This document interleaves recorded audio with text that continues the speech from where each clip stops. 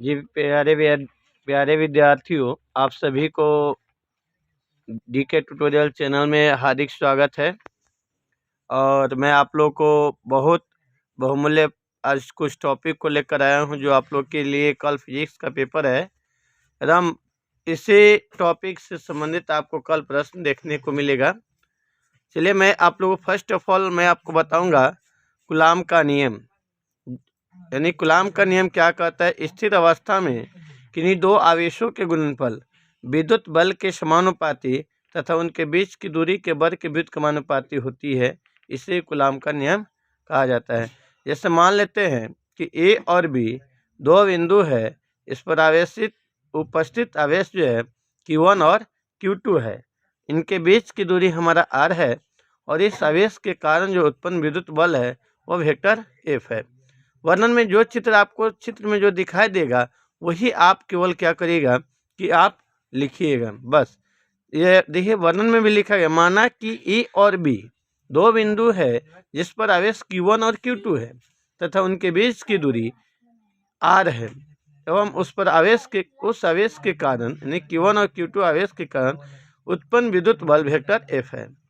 हमें सिद्ध क्या करना है कि वेक्टर F इक्वल टू 1/4πε0 गुने Q1 इंटू Q2 बटा r²। या कितने लोग इसको एप्सिलॉन नॉट भी पढ़ता है, ठीक है।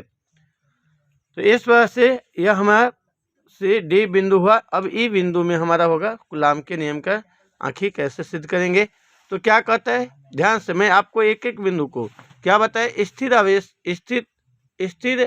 अवस्था में किन्हीं दो आवेशों के गुणनफल विद्युत बल के समानुपाती। तो दो आवेशों के गुणनफल किसके समानुपाती? तो विद्युत बल के समानुपाती। तो विद्युत बल हमारा क्या है? वेक्टर F है। और दो आवेश हमारा क्या है? Q1 और Q2 है। अब इसके बाद उनके बीच की दूरी अगेन मैंने पुनः फिर से विद्युत बल के समानुपाती यानी उनके बीच की दूरी के वर्ग के व्युत्क्रमानुपाती होती है। बीच की दूरी के वर्ग के व्युत्क्रमानुपाती माने कि 1/, बीच की दूरी के वर्ग हो जाएगा, ठीक है। तो विद्युत बल हमारा वेक्टर F एक है, तो यहाँ एक है, ठीक है। बीच की दूरी के वर्ग की क्या है? व्युत्क्रमानुपाती हैं। तो बीच की दूरी के वर्ग के व्युत्क्रमानुपाती हो गया, यानी F व्युत्क्रमानुपाती माने 1/r²। समीकरण 1 और 2 में देख रहे हैं कि हमारा क्या है? LHS क्या है? बराबर है, तो RHS भी उसके गुणनफल के बराबर होगा, यानी समानुपाती के बराबर होगा। F समानुपाती Q1 इंटू Q2 बटा 1 गुना 1/r²। गुना करेंगे Q1 इंटू Q2 में 1 से गुना हुआ तो Q1 इंटू Q2 बटा r²।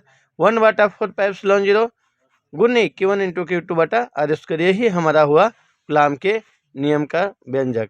उसके बाद आप लोग को अगला जो है टॉपिक है कूलाम के नियम का महत्व या कूलाम के नियम की परिसीमाएं। तो ध्यान से समझिएगा, कूलाम के नियम क्या कहता है उसका। कूलाम का नियम केवल बिंदु आवेशों के लिए सत्य होता है। ये आपका माने उसका क्या परिसीमाएं हुआ। कूलाम का नियम बड़ी दूरियों से लेकर छोटी दूरियों तक के लिए लगा होता है। तीसरा, कूलाम का नियम यह बताता है कि परमाणु के अंदर इलेक्ट्रॉन नाभिक से कैसे बंधा रहता है। अगला है कूलाम का नियम यह बताता है कि परमाणु मिलकर कैसे अणु का निर्माण करते हैं। अगला पॉइंट है कूलाम का नियम यह बताता है कि वांडर वाल्स बल कैसे कार्य करता है। फिर अगला पॉइंट है पदार्थों के बीच ये सभी आंतरिक बल विद्युत बल यानी विद्युत चुंबकीय बल पर आधारित होता है, ठीक। अब दी आपको ऑब्जेक्टिव में पूछ सकता है कि 1/4πε0 का मान कितना होता है। तो 9 × 10⁹ न्यूटन वर्ग मीटर प्रति वर्ग कूलाम होता है। यही नहीं, उन्होंने यह बताया था कि यह मान जो है 8.85 × 10⁻⁻12 वर्ग कूलाम प्रति न्यूटन वर्ग मीटर होता है। तथा एप्सिलॉन 0 का विमेय सूत्र, ये विमेय सूत्र आपको ऑब्जेक्टिव में पूछेगा, याद रखिएगा। एप्सिलॉन नॉट का विमेय सूत्र m⁻⁻1 l⁻⁻3 t⁻2 4 a⁻2 होता है, ठीक है।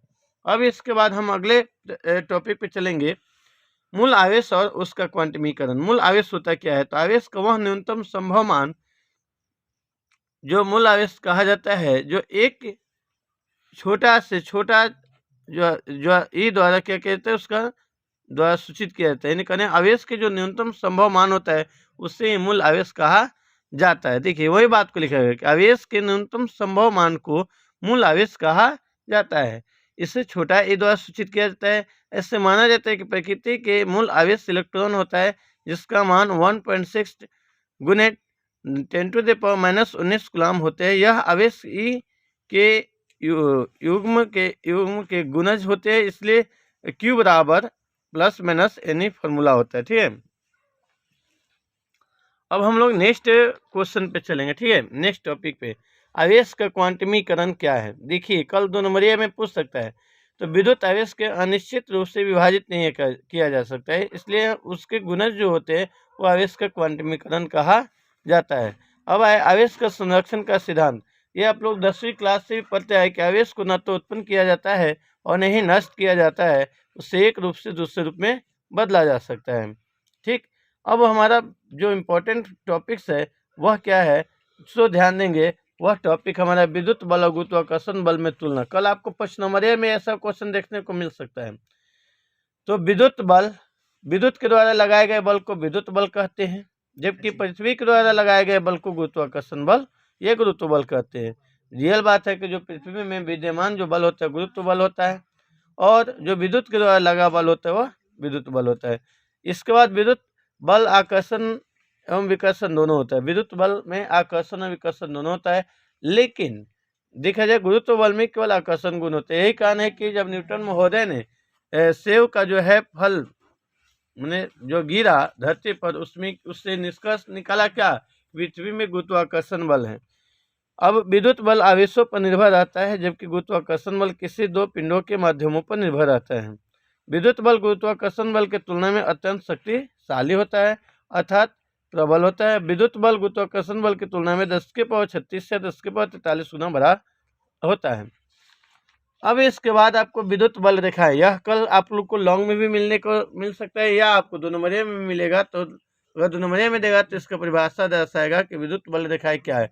तो वह रेखा है जो विद्युत क्षेत्र को दर्शाता है, उससे विद्युत बल रेखाएं कहते हैं। ठीक है, विद्युत बल रेखा की विशेषताएं क्या हैं। तो विद्युत बल रेखा की निम्नलिखित विशेषता है। विद्युत बल रेखाएं धन ध्रुव से शुरू होकर इन ध्रुव पर समाप्त होती है। विद्युत बल रेखा एक दूसरे को समानांतर होती है, इसलिए वे एक दूसरे को नहीं काटते हैं। विद्युत बल रेखाएं विद्युत क्षेत्र के पृष्ठ के लंबवत होते हैं।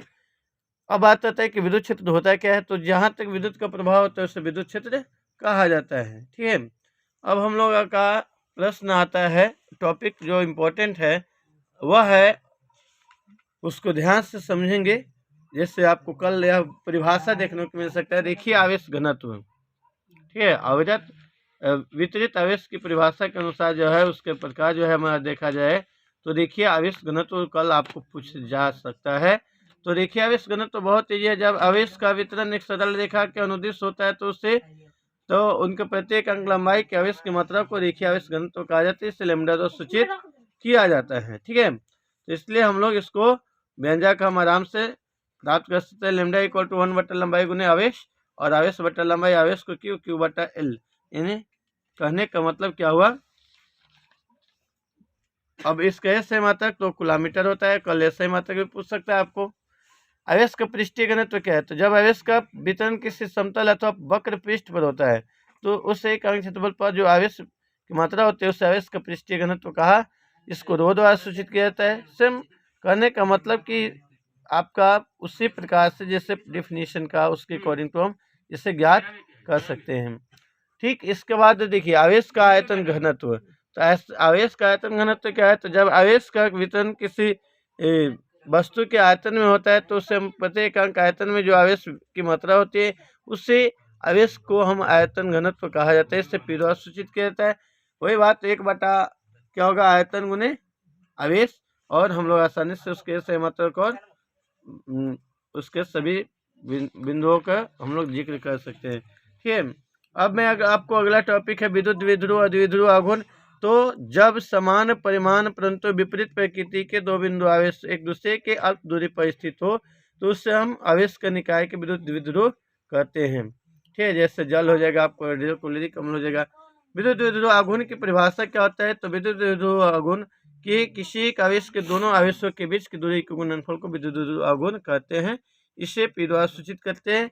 इसका एस है मात्रा कुलामीटर होता है। ठीक है, अब चलिए यहाँ के बाद आपका कूलाम के नियम का सदिशीय निरूपण कल आपको पूछ सकता है।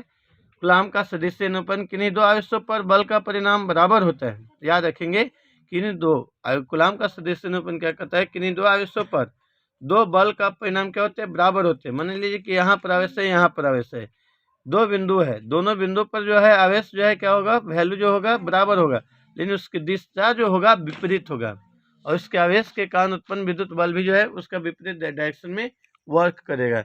जैसे यहाँ पर ए और बी दो बिंदु है, उस पर आवेश Q1 और Q2 है, और उनके बीच की दूरी R12 और R2 1 कैप में है। इसके बाद हम लोग इसको जो आप लोग को यह बहुत आसानी से कूलाम के नियम के सहायता से इसको चलना है, और उसके बाद जो है आपको दिखला देना है। ठीक, थैंक यू।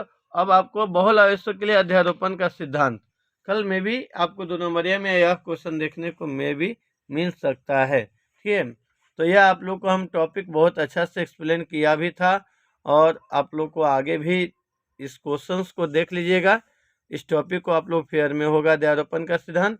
इसके बाद जो है आपको मेन जो टॉपिक्स है आपको मैं बता दे रहा हूँ। विद्युत क्षेत्र की तीव्रता का परिभाषा याद कर लीजिएगा, उसके एस है मात्रा को कि एकांक आवेश के द्वारा लगाए गए विद्युत बल के परिमाण की क्षेत्र की तीव्रता विद्युत क्षेत्र की तीव्रता कहा जाता है।